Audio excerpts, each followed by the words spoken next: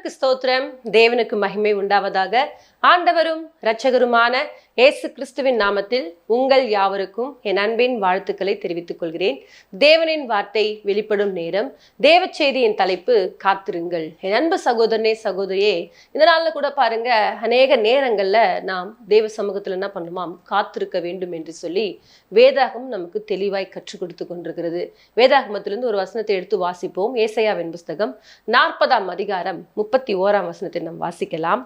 கர்த்தருக்கு காத்திருக்கிறவர்களோ புதுபலன் அடைந்து கழுகுகளைப் போல செட்டைகளடித்து எழும்புவார்கள். அவர்கள் ஓடினாலும் இளைப்படையார்கள், நடந்தாலும் சோர்ந்து போகார்கள். அன்பு தேவ பிள்ளைகளே, இந்த வார்த்தைகளை அநேக தரம் நாம் என்ன பண்ணியிருக்கோம், செய்தி மூலமாய் கேட்டிருப்போம். அநேக தடவை நானும் பிரசங்கம் பண்ணியிருக்கிறேன். திரும்பவும் அந்த வார்த்தைகளை பார்க்க போகிறோம். என்னன்னு சொன்னா, கர்த்தருக்கு காத்திருக்கிறவர்களோ என்ன பண்ணுவாங்களாம், புது பலன் அடைந்து கழுகுகளை போல என்ன பண்ணுவாங்களாம், செட்டைகளை அடித்து எழும்புவார்கள். ஹல்லேலூயா. அன்பு தேவ பிள்ளைகளே, இந்த நாள்ல கூட பாருங்க, அநேக நேரங்கள்ல நான் காத்திருக்கிறேன், என் வாழ்க்கையில எந்த நன்மையும் நடக்கலன்னு சொல்லிட்டு நிறைய நேரத்துல நம்ம சோர்ந்து போகிறோம், நிறைய நேரத்தில் தளர்ந்து போகிறோம், நிறைய நேரத்துல என்ன பண்றோம், அவ்வளவுதான் போங்க அப்படின்ற மாதிரி நிறைய நேரத்தில் நம்ம என்ன பண்றோம், நம்ம காத்திருப்பதை விட்டுட்டு என்ன பண்றோம், வேறொரு காரியங்களை செய்ய ஆரம்பிக்கிறோம். ஆகவே பாருங்க, கர்த்தருக்கு காத்திருக்கிறவர்களோ என்ன பண்ணுவாங்களா, நீங்க காத்திருக்க காத்திருக்க காத்திருக்க உங்களுக்குள்ளாக ஒரு புதிய பலத்தை தேவன் கொடுக்க வல்லவரா இருக்கிறார். ஹல்லேலூயா. பாருங்க, ரொம்ப தெளிவா சொல்றாரு, கர்த்தருக்கு காத்திருக்கிறவர்களோ புது பலன் அடைந்து என்ன பண்ணுவாங்களாம், கழுகுகளை போல செட்டைகளை அடித்து எழும்புவார்களாம். ஹல்லேலூயா. தேவ பிள்ளைகளே, கழுகு பாருங்க காத்துட்டே இருக்கும். அது என்ன பண்ணும், தன்னுடைய இறைக்காக பார்த்துச்சுன்னு வச்சுக்கோங்களேன், மேல இருந்து பார்க்கும், அது கண்ணு அவ்வளோ ஷார்ப்பா இருக்கும். அங்க இருந்து பார்த்து என்ன பண்ணும், அந்த இறையை கரெக்டா என்ன பண்ணும், காத்திருந்து அந்த இறைய உடனே பிடிச்சுக்கொள்ளும். அதே போலதான் இன்றைக்கு கூட பாருங்க, நாம் காத்திருப்போம் என்று சொன்னால் தேவன் நமக்கு ஒரு புதிய பலத்தை கொடுக்க அவர் வல்லவரா இருக்கிறார். தேவன் சொல்றாரு, என்ன பண்ணுவாங்க, கழுகுகளை போல செட்டைகள் எடுத்து எழும்புவார்களாம். ஹல்லேலூயா. இன்றைக்கு எவ்வளவு நீங்க காத்திருக்கக்கூடிய நாட்கள்ல எவ்வளவு நீங்க தேவனுடைய சமூகத்துல வேதனையோடு, போராட்டங்களோடு, நிந்தைகளோடு, அவமானங்களோடு நான் காத்து தானே இருக்கேன், ஆனாலும் என் வாழ்க்கையில ஏன் இந்த வேதனை, ஏன் இந்த பாடு, ஏன் இந்த துக்கம், ஏன் இந்த நிந்தை, ஏன் இந்த அவமானம்னு சொல்லிட்டு அநேக நேரங்களில் கேள்வி கேட்டுக்கொண்டிருக்கிறோம். தெய்வ பிள்ளைகளே, காத்திருக்கக்கூடிய உங்களுக்கு தெரியணும், நான் காத்திருந்தால் எனக்குள்ளாக தேவன் புதிய பலத்தை கொடுப்பார். ஹல்லேலூயா. அது மாத்திரமல்ல, அவர்கள் கழுகுகளை போல என்ன பண்ணுவாங்க, செட்டைகள் எடுத்து எழும்புவார்களாம். ஓடினாலும் இளைப்படையார்கள், நடந்தாலும் சோர்ந்து போகார்கள். ஹல்லேலூயா. நீங்க எவ்வளவு ஓட்ட ஓடினாலும் நீங்க இளைப்படையவே மாட்டீங்க, நடந்து போனாலும் சோர்ந்து போக மாட்டீங்க. ஏன்னு சொன்னா, நீங்க தேவ சமூகத்துல காத்து கொண்டிருக்கிற தெய்வ பிள்ளைகளே, இந்த நாள்ல கூட நாம காத்திருப்பதற்கு சோர்ந்து போகக்கூடாது. நீங்க எவ்வளவாய் காத்து கொண்டிருக்கிறீங்களோ அவ்வளவாய் இன்னும் உங்களுக்குள்ளாக தேவன் விசுவாசத்தை வர்த்திக்க செய்வார். இன்னும் உங்களுக்குள்ளாக தேவன் ஒரு புதிய பலத்தை கொடுக்க வல்லவரா இருக்கிறார். இன்னும் தேவனுக்காக எழும்பி பிரகாசிப்பதற்கு அது ஒரு வழியாக மாறும். ஹல்லேலூயா. அன்றைக்கு பாருங்க, ஆபிரகாம் நம்பிக்கைக்கு ஏதுவில்லாதிருந்த போதே, அதாவது ஒரு காரியத்தை நம்புவதற்கு சாத்தியமே இல்லைங்க, இந்த காரியம் என் வாழ்க்கையில நடக்கும்னா நம்பவே முடியலங்க, சாத்தியமே இல்லைங்க அப்படின்னு சொல்லுவோம் பாருங்களா, அந்த மாதிரி ஒரு சூழ்நிலை தான் ஆபிரகாமுடைய நிலைமை. 75 வயதுல ஆண்டு வாக்குத்தத்தம் பண்றாருங்க. ஆனா 75 வருஷமா ஒரு மனுஷன் நம்பிக்கைக்கு ஏதுவில்லாதிருந்த போதே தேவனை விசுவாசமாய் நம்பிக்கொண்டிருக்கிறார். தெய்வ பிள்ளைகளே, இன்றைக்கு கூட பாருங்க, அவர் அந்த விதமாய் தெய்வ சமூகத்துல காத்து கொண்டிருக்கிறார். தேவனுக்காக என்ன பண்றாரு, காத்து கொண்டிருக்கிறார். கர்த்தர் சொன்னார்னா அது 100 மடங்கு அப்படியே நடக்குங்க. ஹல்லேலூயா. அவர் இல்லாதவைகளை இருக்கிறவைகளை போல அழைக்கிற தேவன், ஒருவராய் மாபெரும் அதிசயங்களை செய்கிற தேவன் என்பதை ஆபிரகாம் அறிந்து கொண்டிருந்தார். ஹல்லேலூயா. ஆகவேதான் பாருங்க, ரொம்ப தெளிவா சொல்ல, நம்பிக்கைக்கு ஏதுவில்லாதிருந்த போதே கர்த்தரை நம்பினாராம். ஹல்லேலூயா. கர்த்தரை விசுவாசித்தார். ஆகவேதான் அவர் விசுவாசத்தால் வல்லவராய் மாறினார். 100 வயதில் அற்புதத்தை பெற்றுக்கொள்ள. தெய்வ பிள்ளைகளே, நம்முடைய வாழ்க்கையில கூட நாம் காத்திருப்போம் என்று சொன்னால் தேவன் நம்மை வெறுமையாய் விடுகிற தேவன் அல்ல. நம்முடைய வாழ்க்கையில அற்புதங்களை செய்கிற தேவன், நம்முடைய வாழ்க்கையில அதிசயங்களை செய்கிற தேவன், நம்மை ஒருபோதும் வெட்கப்படுத்தாத தேவன். இன்றைக்கு எந்தெந்த காரியங்களை குறித்து தேவ சமூகத்துல விண்ணப்பங்களை வைத்து காத்து கொண்டிருக்கிறீங்க பாருங்க, விதைக்கிறவனுக்கு தெரியுங்க, நான் விதைச்சா கண்டிப்பா ஒரு நாள் என்ன பண்ணுவேன், அறுவடையை பார்ப்பேன் என்று சொல்லி. ஆகவே ஒரு சாதாரணமான மனிதனுக்கே, ஒரு விதைக்கிற மனிதனுக்கே தெரியும், நான் விதைச்சிருக்கிறேன், ஒரு நாள் கட்டாயம் என்ன பண்ணுவேன், 3 மாசமோ 6 மாசமோ 1 வருஷத்துலயோ நான் என்ன பண்ணுவேன், அதற்குரிய பலனை பார்ப்பாங்கன்னு சொல்லிட்டு ஒரு நம்பிக்கையோடு இருப்பாங்க. அதே போலதான் நாம கூட பாருங்க, தேவனுடைய வார்த்தைகளை விதைத்திருக்கிறோம், தேவ சமூகத்துல ஜெபித்திருக்கிறோம், தேவ சமூகத்துல என்ன பண்றோம், உபவாசத்தோடு காத்து கொண்டிருந்திருக்கிறோம். எத்தனை நாட்கள் கண்ணீரோடு கூட தேவ சமூகத்துல ஆண்டவர் நோக்கி பார்த்திருப்போம். அதெல்லாம் கர்த்தர் பார்த்து கொண்டே இருக்கிறார். நீங்கள் என்ன காரியத்தை விதைத்திருக்கிறீர்களோ தேவன் நிச்சயமாய் அதற்கேற்ற பலனை கொடுக்கக்கூடிய நாட்களுக்குள்ளாக வந்துட்டீங்க. தேவ பிள்ளைகளே, இந்த நாள்ல கூட கர்த்தர் சொல்றாரா, கர்த்தருக்கு காத்திருக்கிற 8 மாசமா நான் காத்துட்டு இருக்கேங்க, என் வாழ்க்கையில் நன்மை நடக்கலன்னு சோர்ந்து போய் காணப்பட்டு கொண்டிருக்கீங்களா? 9ஆம் மாதத்துல துவக்கத்திலேயே கர்த்தர் உங்கள் வாழ்க்கையில் அற்புதங்களை செய்ய அவர் வல்லவராய் இருக்கிறார். தேவ பிள்ளைகளே, சோர்ந்து போகாதீங்க. கர்த்தருக்கு காத்திருக்கிறவர்களோ புது பலன் அடைவார்கள். ஹல்லேலூயா. அவர்கள் கழுகுகளை போல செட்டைகள் அடித்து எழும்புவார்கள். நீங்கள் எத்தனை நாட்களாக தேவ சமூகத்துல வார்த்தைகளை வைத்து காத்து கொண்டிருக்கிறீங்க, வார்த்தைகளை விதைத்திருக்கிறங்க. எத்தனை நேரங்கள்ல வார்த்தைகளை விசுவாசமா பேசி கொண்டிருக்கிறங்க. கர்த்தர் எனக்கு செய்வார் என்ற நம்பிக்கையோடு கூட காத்து கொண்டிருக்கிறங்க. என் கணவர் மாறுவார், என் பிள்ளைங்க மாறுவாங்க, என் குடும்ப சூழ்நிலைகள் மாறும், என் வியாதி மாறும்னு சொல்லிட்டு நான் காத்து கொண்டிருக்கிறேன் என்று சொல்லி இன்றைக்கு தேவ சமூகத்துல பிள்ளைகளே, நீங்கள் இன்றைக்கு தேவனை நோக்கி பார்த்து கொண்டிருக்கிறீங்களா? நிச்சயமாக உங்களுடைய வாழ்க்கையில கர்த்தர் அற்புதத்தை செய்ய அவர் ஆயத்தம் உள்ளவராய் இருக்கிறார். ஹல்லேலூயா. வேதாகமத்துல பாருங்க, 38 வருஷமா ஒரு மனுஷன் வியாதி படுக்கையோடு கூட படுத்து கொண்டிருக்கிறான்.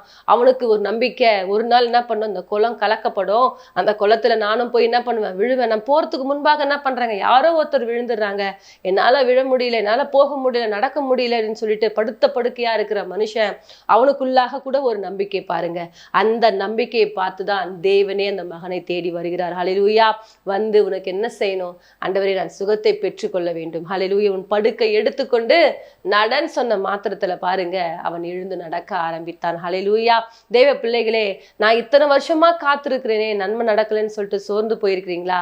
இன்றைக்கு ஒருவேளை காத்து கொண்டிருக்கிற உங்களுடைய வாழ்க்கையில தேவனே வந்து உங்கள் வாழ்க்கையில அற்புதங்களை செய்ய அவர் வல்லவராயிருக்கிறார். நான் படுத்த படுக்கையா இருக்கிறேங்க, இதோட என் வாழ்க்கை முடிஞ்சு போச்சுன்னு யோசித்து கொண்டிருக்கிறீங்களா? எத்தனையோ படுத்த படுக்கையில இருந்த ஜனங்களை விடுதலையாக்கின தேவன் நம்முடைய தேவனுங்க. ஹல்லேலூயா. செத்து போய் 4 நாளா நம்ம மனுஷனே ஜீவனோடு கூட எழுப்பின தேவன் நம்முடைய தேவன். ஆகவே நீங்களும் நானும் ஆராதிக்கிற தேவன் அவர் ஜீவனுள்ளவராய் இருக்கிறார்.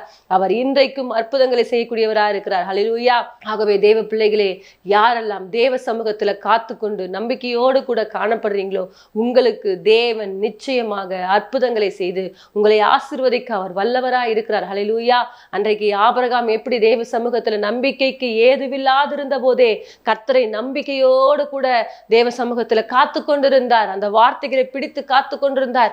தேவன் சொன்னார்னா அது நிச்சயமாய் நடக்கும் என்பதை குறித்து விசுவாசத்தோடு காத்து கொண்டிருந்தார். ஆகவே அவருடைய வாழ்க்கையில அற்புதங்களை கர்த்தர் செய்தார். 38 வருஷமாய் வியாதியோடு கிடந்த மனுஷன், அவனுக்குள்ளாக ஒரு பெரிய நம்பிக்கை, ஒரு நாள் இந்த குளம் கலக்கப்படும், நானும் போய் என்ன பண்ணுவேன், அந்த குளத்துல விழுந்து சுகத்தை பெற்றுக்கொள்வேன் என்று சொல்லி அந்த காத்திருப்பு தாங்க தேவனே வந்து அந்த மகனுக்கு அற்புதங்களை செய்கிறார். ஹல்லேலூயா. ஆகவே தேவ பிள்ளைகளே, நீங்கள் உயர பறக்கக்கூடிய நாட்களுக்குள்ளாக வந்திருக்கிறீங்க. நீங்க தேவ சமூகத்துல எவ்வளவாய் காத்திருக்கிறீங்களோ அதற்கேற்ற பலனை தேவன் கட்டாயம் உங்க வாழ்க்கையில கொடுக்க போகிறார். அந்த நம்பிக்கை விசுவாசத்தோடு கூட இன்னும் தேவ சமூகத்துல என்ன பண்ணுங்க, நம்பிக்கையாய் காத்து கொண்டிருங்க. அந்த நம்பிக்கையை மாத்திரம் தளர விடாதீங்க. நம்பிக்கையில என்ன பண்ணுமா, உறுதியாயிருங்கள் என்று சொல்லி ரோமர் 12:12 அப்போஸ்தலனாகிய பவுல் தெளிவா சொல்றாருங்க. ஆகவே இந்த நாள்ல கூட தேவ பிள்ளைகளே, நம்பிக்கையில எப்படி இருக்கணுமா, உறுதியாய் தரித்திருக்க வேண்டும். ஹல்லேலூயா. கர்த்தர் சொன்னார், நான் என் வாழ்க்கையில நிச்சயமாய் அது அப்படியே நடக்கும். என் தேவன் இன்றைக்கும் எனக்கு அற்புதத்தை செய்ய அவர் வல்லவராய் இருக்கிறார். அவர் நேற்றும் இன்றும் என்றும் மாறாதவர் என்பதை நீங்கள் என்ன பண்ண, முதலாவதாக விசுவாசிக்க வேண்டும். ஹல்லேலூயா. அன்றைக்கு பாருங்க, நோவா தேவ சமூகத்துல என்ன பண்றாரு, காத்திருக்கிறார். இப்ப காத்திருக்கும் பொழுது கர்த்தர் ஒரு காரியத்தை சொல்றார், தேசத்தை என்ன பண்ண போறேன், அழிக்க போறேன். ஆனால் இவருக்கு பாருங்க 120 வருஷமா ஒரு மனுஷன் பாருங்க கர்த்தர் சொன்ன வார்த்தைக்கு செவி கொடுத்து ஆண்டவர் சொல்லியிருக்கிறார், ஒரு நாள் இந்த பூமியை கர்த்தர் அழிக்க போகிறார். அன்றைக்கு நான் என்ன பண்ண, அந்த பிழையை கட்டி இந்த பிழை என்ன பண்ணும், ஆயத்தப்படுத்த வேண்டும் என்று சொல்லி எல்லா காரியங்களையும் ஆயத்தப்படுத்தி கொண்டிருக்கிறார். ஹல்லேலூயா. தேவ பிள்ளைகளே, யார் ஒருத்தர் தேவ சமூகத்துல காத்து கொண்டிருக்கிறீர்களோ அவர்களோடு கூட தேவன் இருப்பார். ஹல்லேலூயா. நோவாவுக்கு தெரியும், கர்த்தர் சொன்னார்னா அதை அப்படியே செய்வார். ஹல்லேலூயா.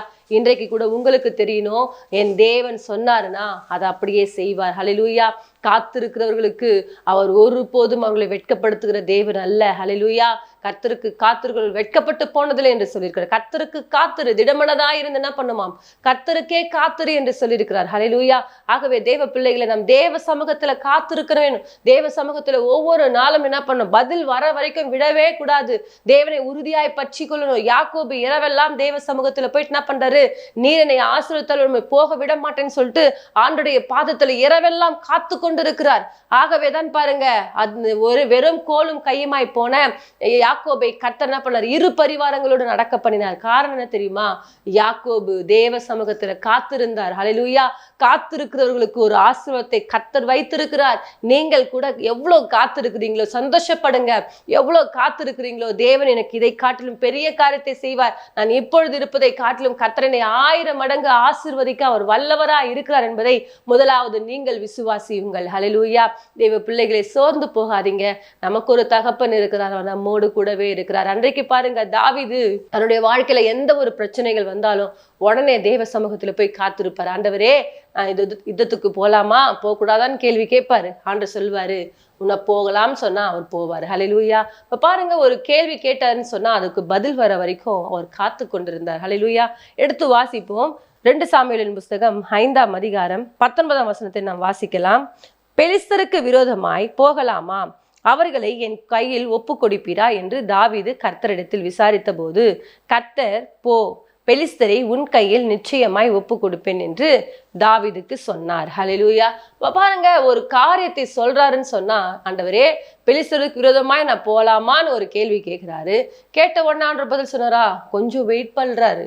இப்ப வெயிட் பண்ண என்ன பண்றாரு, அந்த பதிலை பெற்றுக்கொள்றார். இப்ப பதில் கிடைச்ச உடனே தான் என்ன பண்றாரு, அவர் என்ன பண்றாரு, யுத்தத்துக்கு கடந்து போகிறார். ஹல்லேலூயா.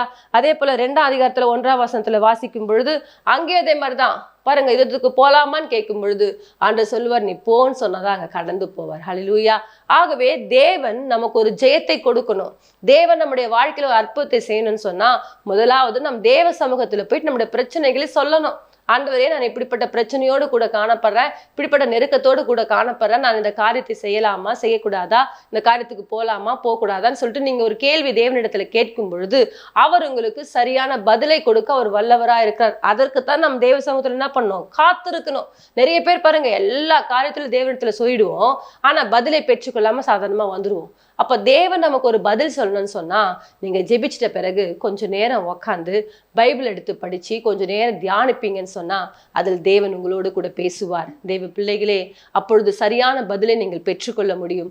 ஆகவே இந்த நாள்ல கூட இந்த வார்த்தைகளை கேட்டுக்கொண்டிருக்கிற தேவ பிள்ளைகளே, கர்த்தருக்கு நீங்க என்ன பண்ணணும், காத்திருக்கணும்.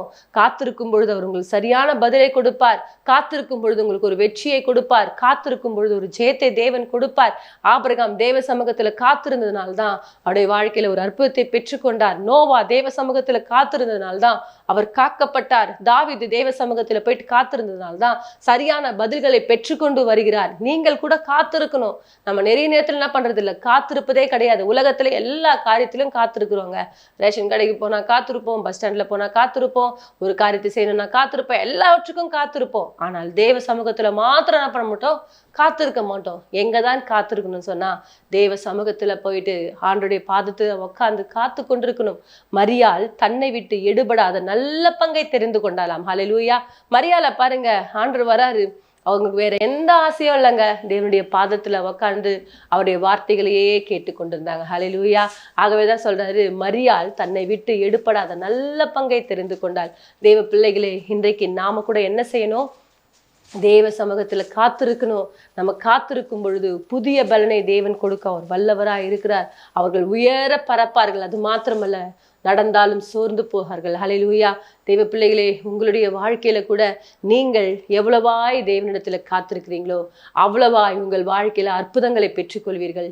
அற்புதங்களை பெறணுமா, இன்றைக்கு போயிட்டு உக்காருங்க, தேவ சமூகத்துல காத்திருங்க. எப்படி காத்திருக்கணும், நம்பிக்கைக்கு ஏதுவில்லாதிருந்த போதே அவர் நம்பினது போல நீங்கள் கூட என்ன பண்ணணும், விசுவாசத்தோடு தேவ சமூகத்துல காத்திருக்கணும். அப்படி நீங்க காத்திருப்பீங்கன்னு சொன்னா நிச்சயமாக தேவன் உங்கள் வாழ்க்கையில 100 மடங்கு அற்புதங்களை செய்து உங்களை ஆசீர்வதிக்க அவர் வல்லவராய் இருக்கிறார். நம் யாவரும் ஒரு சிறிய ஜெபத்தை ஏறெடுப்போம். மகா இரக்கமும் கிருபை நிறைந்த எங்கள் அன்பின் தகப்பனே, இந்த நாள்ல கூட அப்பா, யாரெல்லாம் தேவ சமூகத்துல காத்திருந்து என் வாழ்க்கையில நன்மை நடக்கலன்னு சொல்லிட்டு சோர்ந்து போன நிலைமையில இருக்கிறாங்களோ அந்த பிள்ளைகளுடைய வாழ்க்கையில இன்றைக்கு அப்பா, அந்த பிள்ளைகளுக்கு ஒரு உற்சாகத்தை தேவன் கொடுத்து அந்த பிள்ளையுடைய வாழ்க்கையில நான் காத்திருக்கிறேன், தேவன் கட்டாயம் எனக்கு ஒரு அற்புதத்தை செய்வார் என்ற அந்த நம்பிக்கை விசுவாசத்தை உடைய பிள்ளைகளுக்கு நீர் கொடுத்து நீ நடத்த போவதற்காய் ஸ்தோத்திரம் ஐயா. உடைய கிருபையுள்ள கரம் உடைய பிள்ளைகளோடு கூட இருக்கட்டும். ஆவியானவரே நீர் வழிநடத்தும் பெரிய காரியங்களை செய்யும். இயேசுவின் மூலமாய் செபிக்கிறோம் எங்கள் ஜீவனில் நல்ல பிதாவே, ஆமேன். கர்த்தர் தாமே உங்களை ஆசீர்வதிப்பாராக. God bless you.